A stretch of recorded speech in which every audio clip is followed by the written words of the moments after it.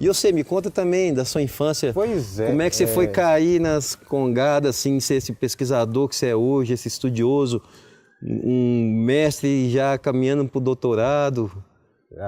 Pois é curioso, porque a minha vida ela tem várias, né? Eu falo de transições, né? Sim. Inclusive eu fui até para o Rio de Janeiro, quase morri afogado. Você né? tá brincando? Aí descobri que meu lugar não era o Rio de Janeiro. Mesmo, né? Voltei para sonhar aqui na cidade de Uberlândia. Mas tem essas curiosidades, né? Primeiro, na década de 70, o meu pai sonhava que quando a gente mudou para cá, o sonho do meu pai era que eu fosse advogado, né? E eu ficava com aquela coisa, não tinha nada a ver com advocacia. Uhum. Né? E de repente apareceram alguns poemas, eu escrevi um poema, e aí um dia eu apareci no jornal. Né? E o fato de eu ter aparecido no jornal, meu pai trabalhava numa empresa metalgráfica, Chapadão, e nesse dia o patrão dele pegou e falou assim, olha, parece que tem um tal de brasileiro no jornal, é o filho do senhor? Né? E meu pai ficou feliz com aquilo. E chegou em casa e falou assim, meu patrão falou que você estava no jornal, é bom, todo né? vaidoso, né? E eu acho que nesse momento o meu pai esqueceu também dessa coisa de ser advogado, né? Mas foi assim, eu já era, desde criança, adorava as congadas na minha terra natal.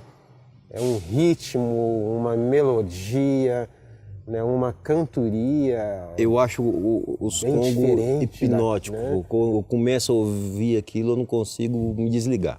É uma boniteza. E eu preguei em Uberlândia, eu me apaixonei, mas assim, eu comecei, foi escrevendo poemas mesmo aqui. Os sonhos eram diferentes, né? A gente sai da cidade pequena, vem para uma cidade enorme, né, com uma expectativa de vida, você encontra outra. E foi dentro dessas expectativas de vidas, de trabalhos braçais, que eu me encontrei enquanto poeta, né? Você veio em que ano para cá? Eu chego aqui na década de 70, 1974, né? E nessas idas e vindas é que eu fui me constituindo, né, enquanto ser cultural e fui me aproximando, me apaixonando também. Que boniteza. Né? Que lindo. A parte tirou uma fina aqui, que bonito, velho. E é assim que eu me apaixonei, né?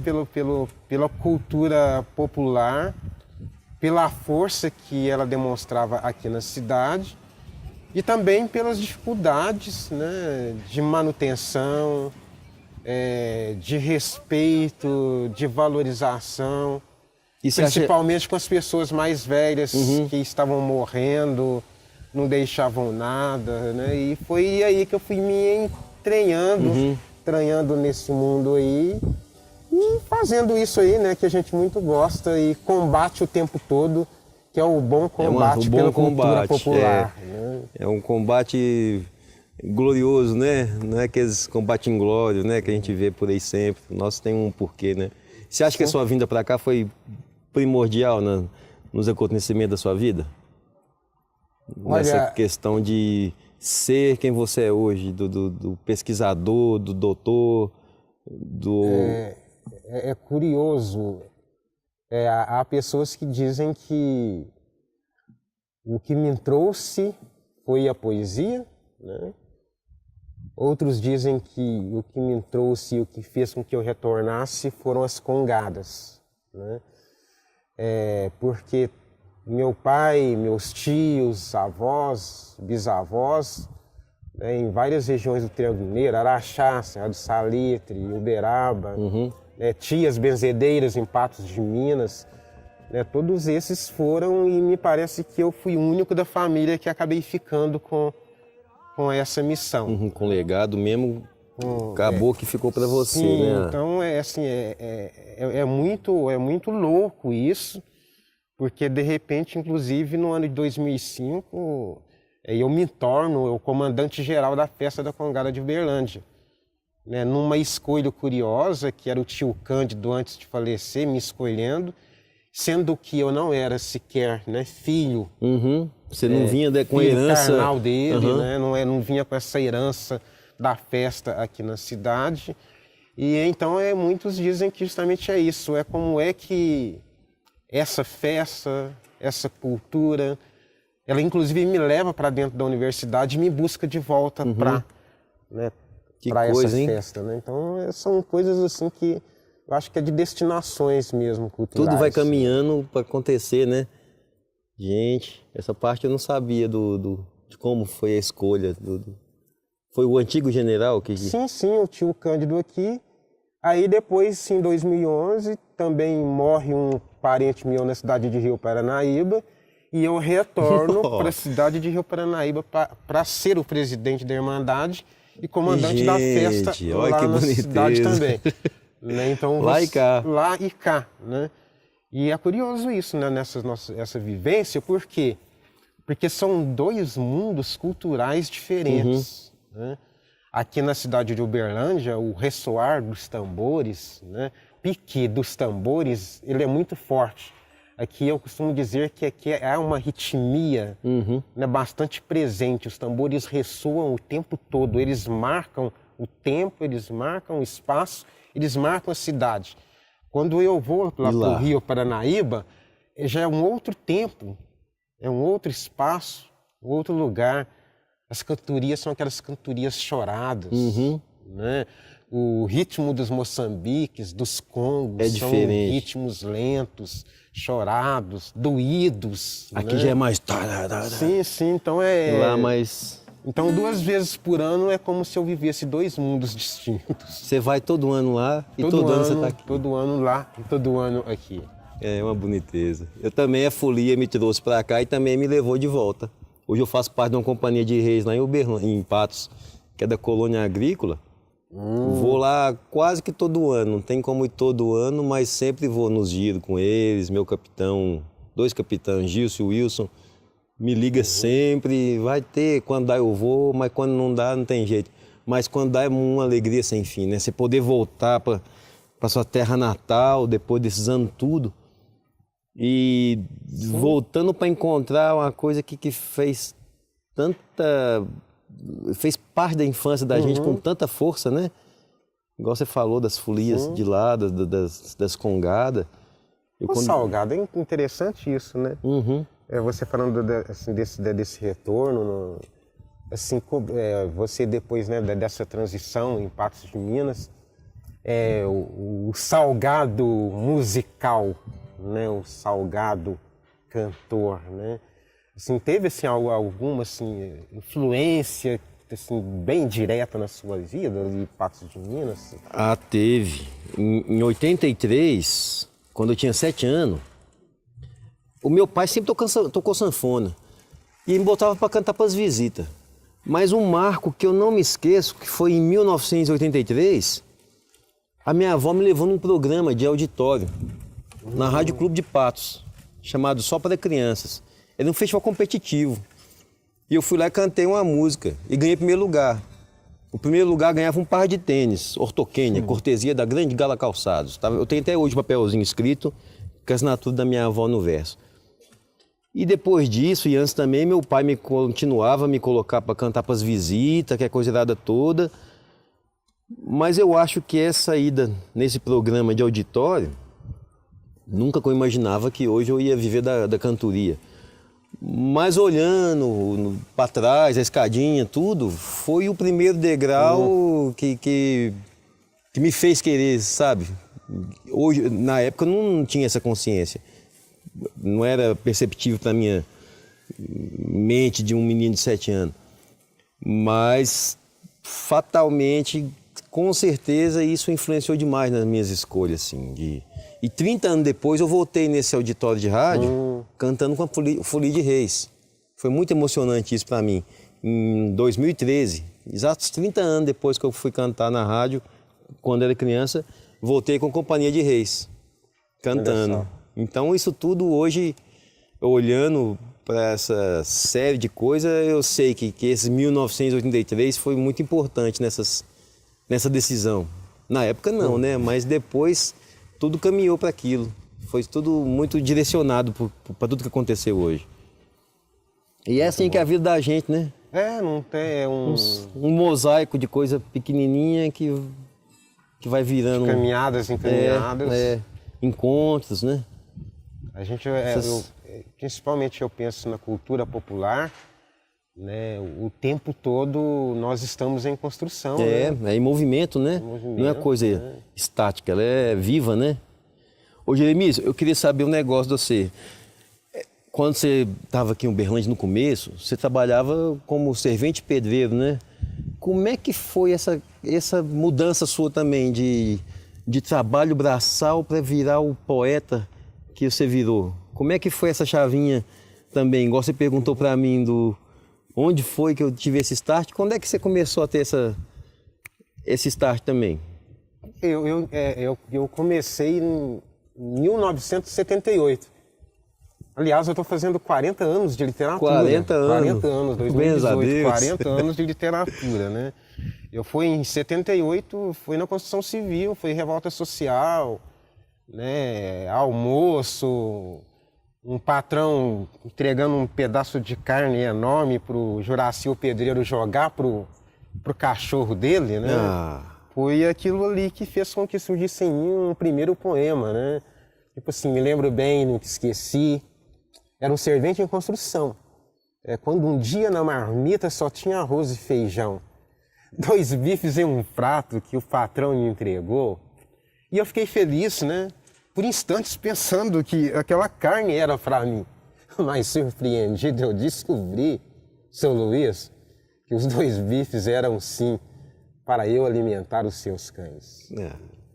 Então esse foi um dos primeiros poemas que eu me lembro, né, que eu escrevi. Só que aí, na década aí, quando chega 1980, eu estava estudando no Messias Pedreiro, né, garoto vergonhoso de roça, né? Na cidade grande. Tímido pra caramba, ficava sempre no fundo da sala de aula e rabiscava uns versinhos lá. E um dia uma professora, Maria Célia Sense Lopes, essa professora era de Araguari, professora Maria Célia Sense Lopes, e ela resolve, né, me falar assim: você gosta de rabiscar as coisas, eu acho que eu vou ajudar a publicar um livrinho. Assim, mas a senhora vai mesmo, né? Vou sim. Aquilo lá me deu uma loucura que praticamente em 30 dias eu escrevi 40 poeminhas. Nossa, o livro inteiro. 40 poeminhas. E eu entreguei para ser professor, eu consegui escrever. E aí a Maria Célia então resolveu comprar uma briga na universidade, né, para publicar esse livro. Ela enfrentava dificuldades, né? E pessoas publicou. Que diziam a ela: você tá doida, né? Vai apostar numa coisa dessa, uns poeminhas desse, um menino desse, né? Você novinho, 20 e poucos anos. Não tem futuro em nenhum, não. Mas ela bancou e publiquei, né, um primeiro livro, Rua de Pedra. É esse aí? Esse livro, Rua de Pedra. Foi então o meu primeiro livrinho aí, que ela me ajudou. Olha. E naquele momento eu já vinha até com uma enunciação, né, na contracapa. Solidão do ser humano não é um mistério, misterioso é um mistério em que vive o espírito solitário. Oh. Era bem dizer que mesmo diante de tanta gente, eu me sentia solitário, né? Mas foi essa professora, né, uma professora de literatura, que acreditou naquele momento. 1980. 1980. Nossa, Jeremias. E depois em 1982, eu consegui, ainda trabalhando na construção civil, consegui publicar um outro livrinho, né? Direito de Sonhar, né? Eu vou falar até aqui na janela, né? A janela, nessa janela aí é que eu vou, a partir dessa janela eu vou construir esse direito de sonhar, né? Evidente que enfrentava os preconceitos de época.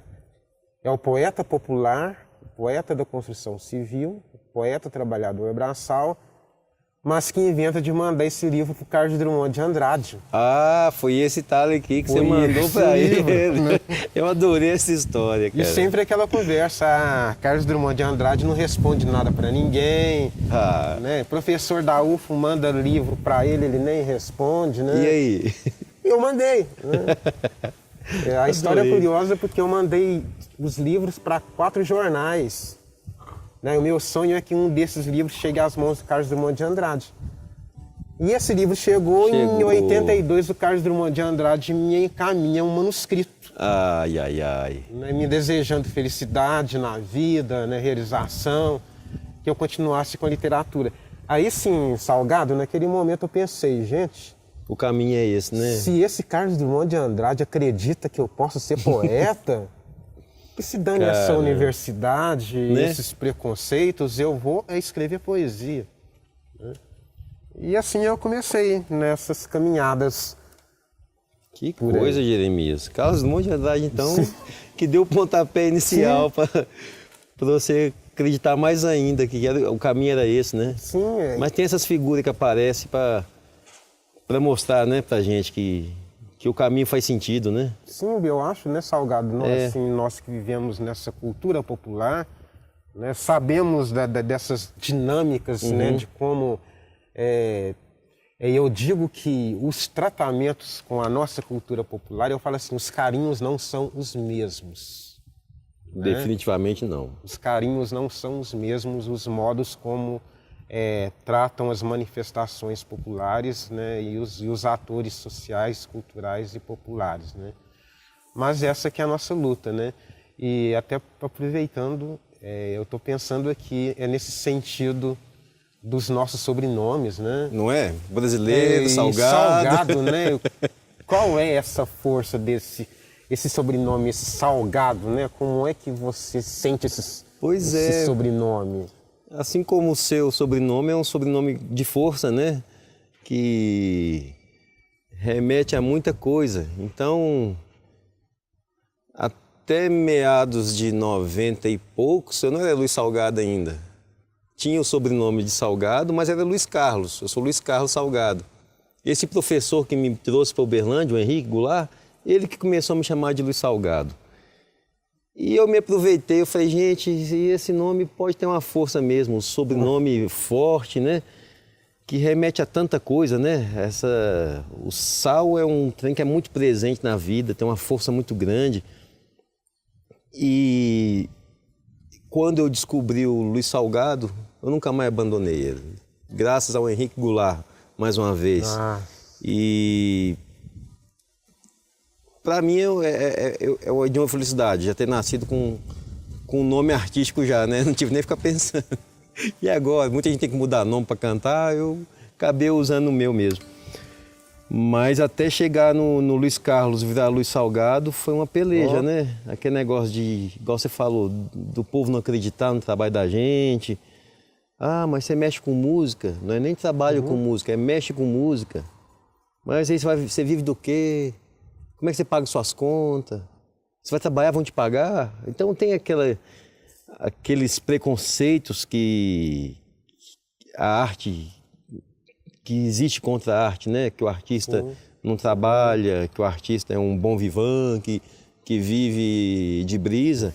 E não é assim. Então é um caminho que é muito pesado, uma cruz muito grande, mas que a gente tem a missão de carregar. Então quando o Luiz Carlos virou o Luiz Salgado, que eu tomei a noção da grandeza que era seguir esse caminho, sabe?